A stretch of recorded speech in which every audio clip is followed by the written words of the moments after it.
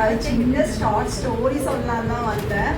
ஆனா பாஸ்டர் குழந்தை மாதிரி நீ வந்து ஸ்டோரி சொல்லாத, என்ன சொல்ற குழந்தைய மாதிரி ஸ்டோரி சொல்ற, ஏதாவது ஸ்பீச் பண்ணுன்னு சொன்னாங்க. ஆனால் ஸ்பீச் எல்லாம் சத்தியமா நான் ப்ரிப்பேர் பண்ணல.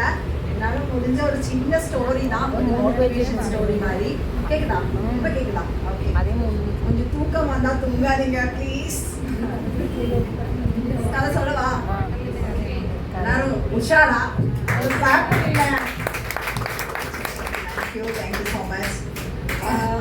ஒரு குடியான், ஒரு விவசாயி மலை அடிவாரத்துல விவசாயம் பண்ணிட்டு இருந்தான்.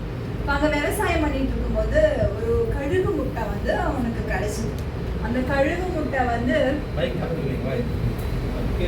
பாஸ்டர் கமெண்ட் பண்ணாதீங்க பாஸ்டர், நான் ஏதோ ப்ரிப்பேர் பண்ணிட்டு வந்திருக்கேன். ஓகே, அந்த கழுகு முட்டையை வந்து இது எங்கிருந்து வந்துச்சு, எங்கேயோ கண்மலை மேலேருந்து விழுந்த மாதிரி இருக்கே, இது எங்கிருந்து வந்துச்சுன்னு அவர் யோசிக்க ஆரம்பிச்சாரு. அப்புறம் சரி, அங்கே கழுகு, இது கழுகு முட்டை தானே, இது கழுகு இருக்கா, அந்த அங்கே ஏதாவது கூடு இருக்கா அப்படின்னு பார்த்துட்டு இருந்தாரு. அப்புறம் எதுவுமே கண்படலை.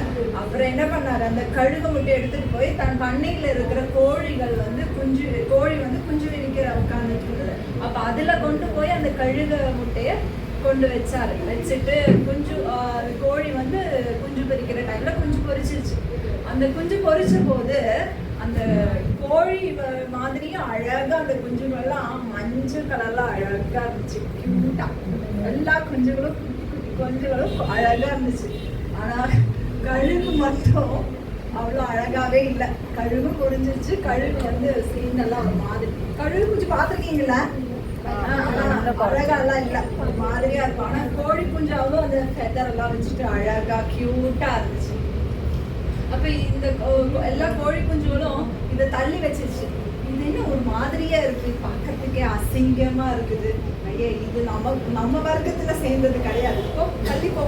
கோழியோட அந்த கோழி அம்மாவும் அந்த குஞ்சை வந்து தள்ளி வச்சிருச்சு. இது என்னோட குழந்தை மாதிரியே இல்லையே, வேற ஏதோ குழந்தை மாதிரி இருக்குப்பா, தள்ளிப்போ. அதால ரொம்ப இன்ஃபீரியாரிட்டி காம்ப்ளெக்ஸ் தாங்க முடியல. ரொம்ப ஏக்கமா இருந்துச்சு. ஆண்டவரே, என்னை ஏன் படைச்சிங்க, ஏன் என்னை எதுக்காக படைச்சிங்க? சொந்த அம்மா கூட என்னை வந்து அன்பா பார்க்க மாட்டேங்கிறாங்க, என்னை ஏத்துக்க மாட்டேங்கிறாங்க, என்னை தள்ளி வைக்கிறாங்க. என்னோட ஃப்ரெண்ட்ஸ் எல்லாம் என்னை தள்ளி வைக்கிறாங்க, என்ன சகோதரங்கள்லாம் தள்ளி வைக்கிறாங்க. இதுக்காக என்ன படிச்சீங்க ஆண்டவரே? என்னால தாங்க முடியல, வேதனை தாங்க முடியல ஆண்டவரே அப்படின்னு அந்த கழுகு வந்து கடவுளை பார்த்து புலம்பிச்சான். அப்போ புலம்பின போது கோழி குஞ்சு எல்லாம் வந்துட்டு அதை பார்த்து கிண்டல் அடிச்சிச்சு. உனக்கு மட்டும் ஏன் மூக்கு இப்படி இருக்குது, ஒரு மாதிரியா? எங்க மூக்கெல்லாம் பார்த்தியா எவ்வளவு அழகா இருக்குது. இப்படியே ஃபீல் பண்ணி அழுது நோடிச்சா. அவ்வளோதான். அந்த கோழி குஞ்சு கூட அந்த கழுகு கொஞ்சம் அரிசி ஊற்றி சாப்பிட்டு இருக்கும்போது ஒரு நாள் வந்து மேல இருந்து கழுகு மாதிரியே ஒரு பறவை பறக்குது. அது ஒரு அப்பா கழுகு தனக்கு காணாம போன குஞ்ச கீழே பாக்குது. காணாம போன முட்டை அது கொஞ்சம் பிரிச்சது வந்து அது பாக்குது. ஐயோ, இது என் குழந்தையாச்சே, தனியா பிரிச்சுட்டு போன என் குழந்தை, தனியா போன குழந்தையாச்சே, கீழே இருக்கே சொல்லி பார்த்துட்டு இருக்கும்போது இந்த கழுகு குஞ்சுக்கு தன் அப்பாவோட நிழல் தெரியுது. நிழல் தெரியும் போது கீழே பார்த்துட்டு கொத்திட்டு இருந்த கழுகு இது என்னன்னா என்ன மாதிரியே நிழல் தெரியுதேன்னு நினைச்சு மேல அண்ணாந்து பார்த்துச்சான். அப்ப அந்த அப்பா கழுகு சுத்தி வந்து, என் மகனே மகளே, என்னை காணாம போன என் மகனே, நீ என்னை நோக்கி கூப்பிடு, நான் இங்க வா, நான் தான் உங்க அப்பா, நீ என்ன நோக்கி பாரு, நீ கீழே இருக்க வேண்டியவன் கிடையாது, நீ மேல இருக்க வேண்டியவன், வா பறந்து வா, எந்திரிச்சு வா, நீ விழுந்து போகாத அப்படின்னு சொல்லி அந்த கழுக உற்சாகப்படுத்துது. நம்மள மாதிரியே இருக்காங்களே, ஒருவேளை நம்மளால பறக்க முடியுமா, ஒரு சந்தேகத்துல நானும் பறக்கிறேன் அப்படின்னு சொல்லி ட்ரை பண்ணுது அந்த கழுகு.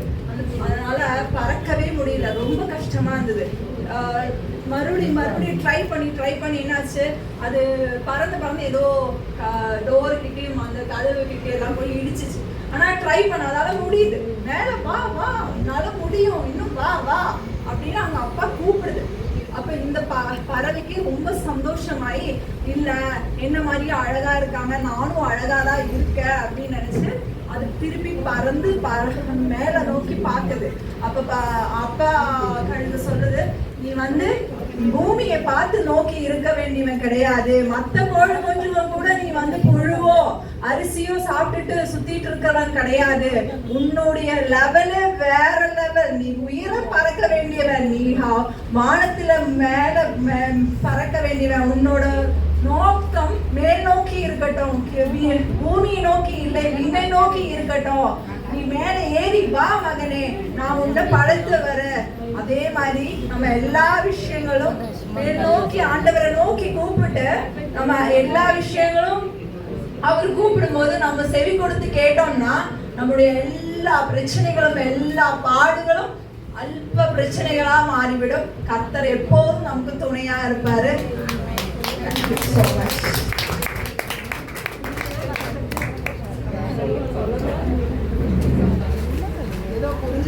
யாருக்கெல்லாம் கதை புரிஞ்சு